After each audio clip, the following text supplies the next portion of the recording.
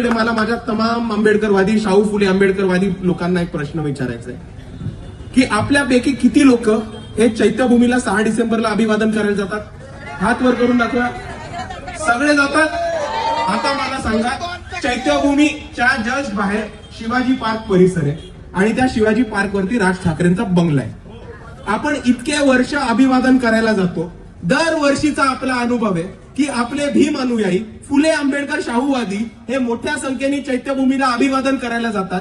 म्हणून हेच राज ठाकरेचे लोक आणि त्याचे नातेवाईक स्वतःच्या घराला कुलप, कड्या, खिडक्या बंद करून मोठ्या संख्येने दलित आणि बहुजन लोक त्यांच्या एरियामध्ये येतात. म्हणून माथेरान, महाबळेश्वर, लोणावळ्याला पळून जातात. बरोबर की नाही? आता आपण मराठी नाही होत का?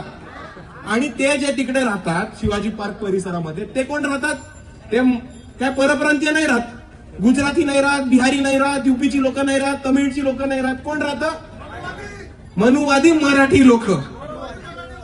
आणि आज या मनुवादी मराठी लोक आपल्याला जातीवादी वृत्तीने हिरवतात आणि त्यांना आपली मतं पाहिजे म्हणून आपल्याला मराठी अस्मितेच्या नावाखाली एक करतात. पण ह्यांचा जातीवाद विसरू नका मित्रांनो. डॉक्टर बाबासाहेब आंबेडकर सुद्धा मराठी होते.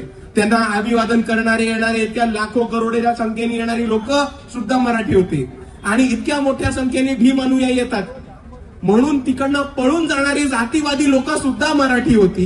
हे आपण विसरू नका. आणि हेच बोलत असताना मित्रांनो, मला आपल्या सर्वांना काही गोष्टी आठवण करून द्यायची आहेत. आपल्या सर्वांना खैरलांजी प्रकरण आठवतंय?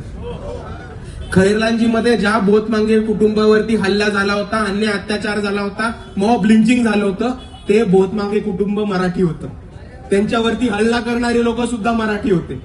भीमा कोरेगाव मध्ये ज्या ज्या आपल्या आंबेडकरवाद्यांनी मार खाल्ला आणि त्यांच्यावरती हल्ला झाला, ते मराठी होते. त्यांच्यावरती हल्ला करणारे संभाजी भिडेची लोक सुद्धा मराठी होती.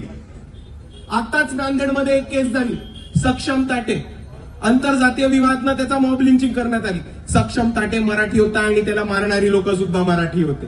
अक्षय भालेराव, बोंधारमध्ये वंचित बहुजन आघाडीच्या कार्यकर्त्याचा मर्डर झाला होता, तो मराठी होता. त्याला जातीवादी वृत्तीने गावामध्ये पहिली जयंती काढली म्हणून त्याला मारणारी लोक पण मराठी होते.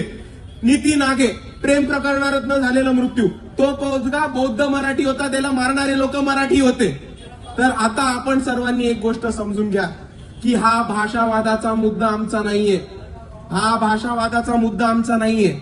आपला मुद्दा हा ह्याच्याहून खूप महत्वाचा मुद्दा आहे. आणि आपला मुद्दा ह्या भारतामधला आणि या महाराष्ट्रामधला जातीवाद अंत करण्याचा मुद्दा आहे. आणि अजून एक गोष्ट आपण सर्वांनी ठामपणाने समजून घेतली पाहिजे की ह्याच उद्धव ठाकरेच्या बाबांनी एक वक्तव्य केलं होतं, बाळासाहेब ठाकरेंनी एक वक्तव्य केलं होतं की तुमच्या घरात नाही पीठ आणि ह्यांना पाहिजे विद्यापीठ.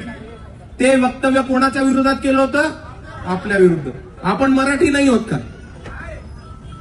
कुठल्या भाषेत केलं होतं? मराठीतच केलं होतं.